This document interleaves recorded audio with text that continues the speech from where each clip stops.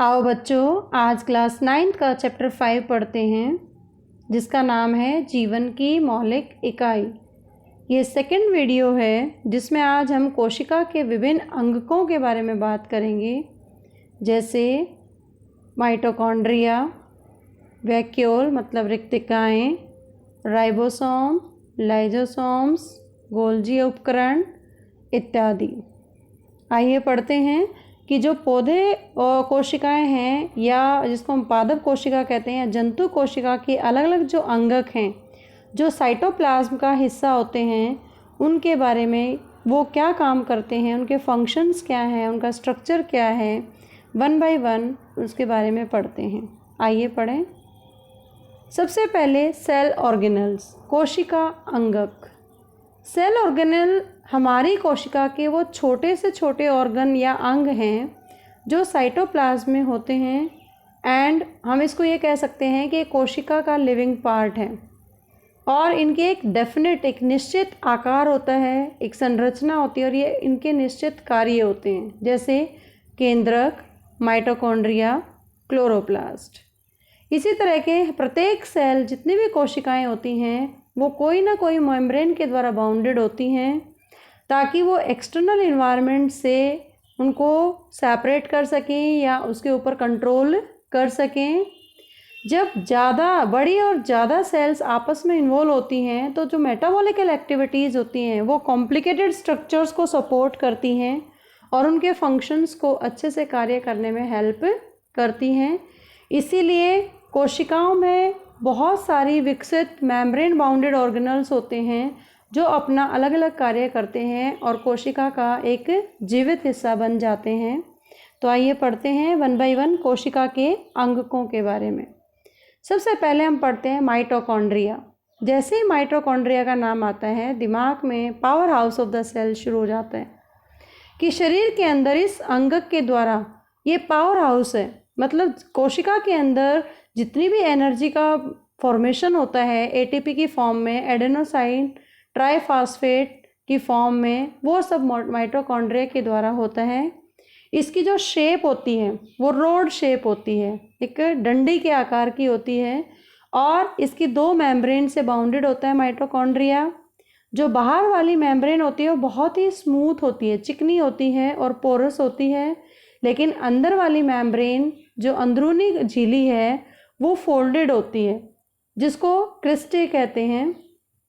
जब ये फोल्ड हो जाता है सरफेस, तो इसका सरफेस एरिया इंक्रीज हो जाता है और ये केमिकल रिएक्शंस के लिए एटीपी जनरेट करने में हेल्प करता है। एटीपी मतलब एडेनोसाइन ट्राइफॉस्फेट। दूसरा, माइटोकॉन्ड्रिया के अंदर एक मैट्रिक्स भी होती है, एक जाली होती है जिसके अंदर डीएनए, राइबोसोम, एंजाइम्स है वो एंक्लोज होते हैं, और माइटोकॉन्ड्रिया प्रोटीन और एंजाइम्स को मैन्युफैक्चर करता है, इसीलिए इसको सेमी ऑटोनमस ऑर्गेनल भी कहते हैं। आइए माइटोकॉन्ड्रिया के फंक्शंस के बारे में बात करते हैं। माइटोकॉन्ड्रिया का चित्र देख के आप समझ ही जाएंगे। आप देखिए चित्र के अंदर जो इनर मेम्ब्रेन है वो फोल्डेड है, उसी को क्रिस्टे बोलते हैं। आउटर मेम्ब्रेन बहुत स्मूथ और पोरस है। राइबोसोम्स हैं, डीएनए है, मैट्रिक्स है जो इनसाइड है इनर मेम्ब्रेन के, और इंटर मेम्ब्रेन स्पेस आपको दिखाई दे रहा है अच्छे से दोनों मेम्ब्रेन के बीच में। अब जितनी भी कोशिका के अंदर श्वसन क्रिया होती है वो सब माइटोकॉन्ड्रिया से स्टार्ट होती है। वे जितनी भी रेस्पिरेशन एक्टिविटीज़ होती हैं वो ऑक्सीजन यूज़ करती हैं, और फूड स्टफ जो भोजन होता है प्रेजेंट होता है सेल के अंदर, उसके ऑक्सीडेशन के लिए उस ऑक्सीजन का इस्तेमाल करती हैं, और इसके बदले में कार्बन डाइऑक्साइड, वाटर और ऊर्जा निकलती है। और ऊर्जा किस फॉर्म में निकलती है? In the form of ATP, adenosine triphosphate. इसीलिए ऊर्जा का स्रोत होने के लिए एटीपी जो ऊर्जा उत्पन्न होती है माइटोकॉन्ड्रिया में, वो एनर्जी हमारी बॉडी में नई केमिकल कंपाउंड्स बनाने के लिए या मैकेनिकल कार्य करने के लिए इस्तेमाल की जाती है।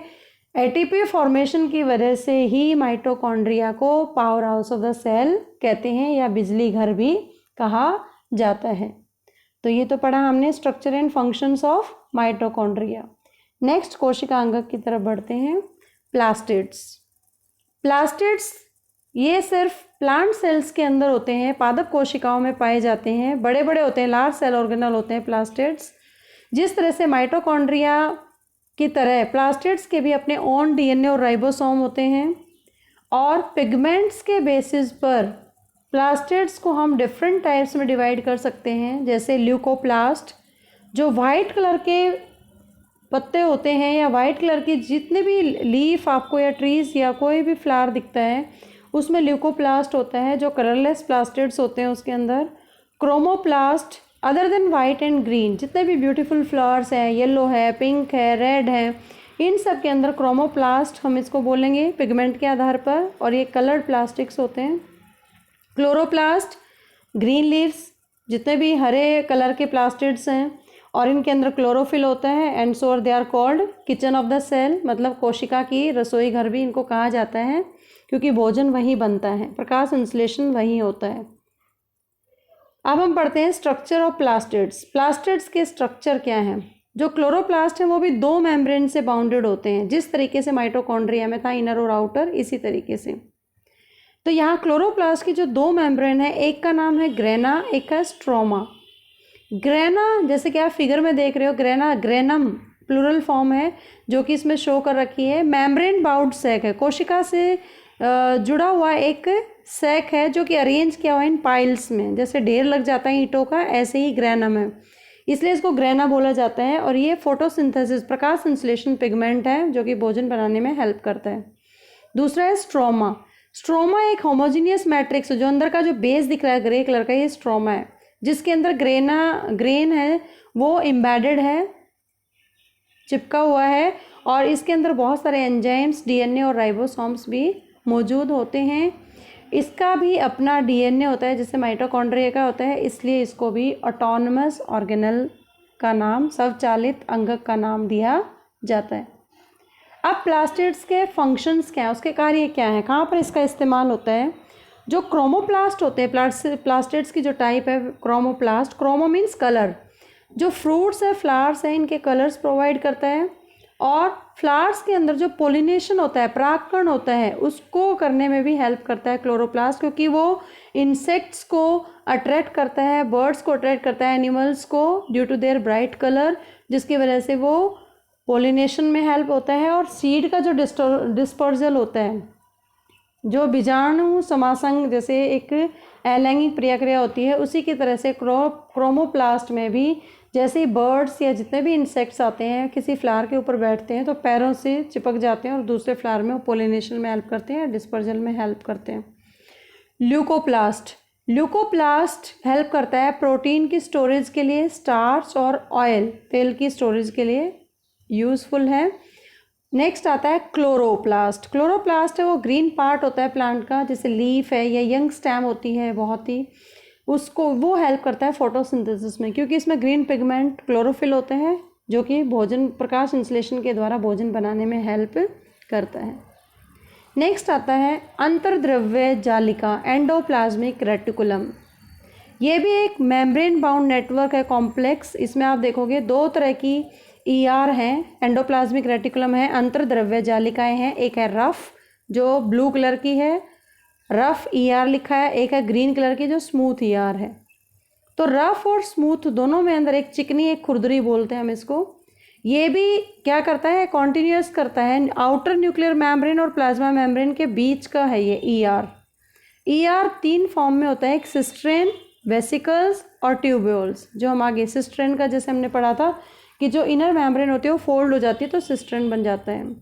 वेसिकल्स पुट्टिकाएँ होती हैं जो एंडोसाइटोसिस और एक्सोसाइटोसिस में हेल्प करती है, कोई भी मटेरियल है उसको ट्रांसपोर्ट अंदर से बाहर या बाहर से अंदर लाने में हेल्प करता है।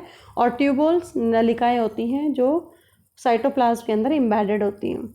इसमें दो तरह का ER होता है, एक होता है खुरदरा ER, एक होता है स्मूथ मतलब चिकना ER।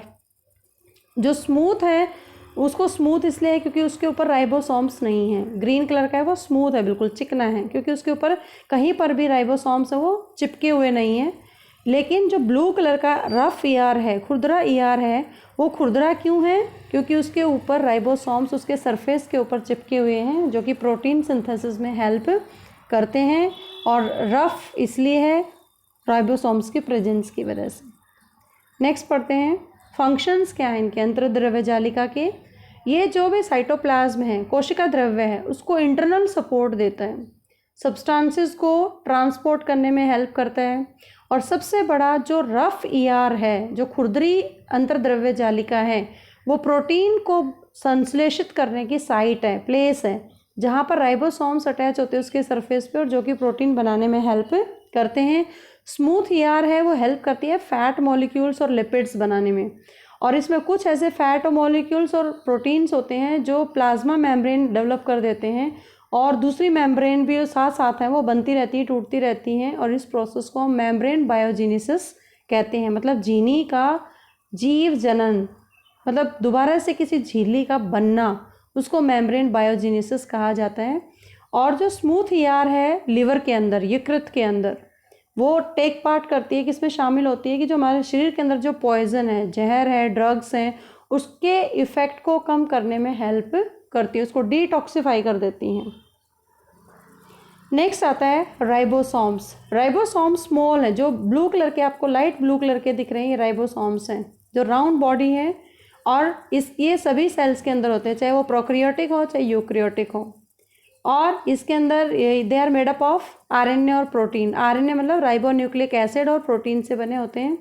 और सबसे बड़ा इसका कार्य क्या है, ये प्रोटीन सिंथेसाइज करते हैं सेल्स के अंदर, इसलिए इनको protein factories of the cell भी कहते हैं, कि सारा का सारा काम राइबोसोम प्रोटीन बनाने में हेल्प करता है, जो हमने पीछे पढ़ा अंतर्द्रव्य जालिका में, रफ वाली में, जहाँ पर राइबोसोम से वो चिपके हुए थे, जिसकी वजह से उसका सरफेस रफ हो जाता है, इसलिए उसको रफ ईआर कहते हैं।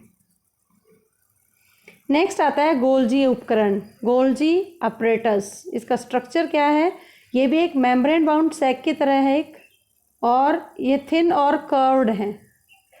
एनिमल सेल के अंदर ये एक पर्टिकुलर साइट पे लोकेट होते हैं, जो न्यूक्लियर एनवेलप के पास होती है।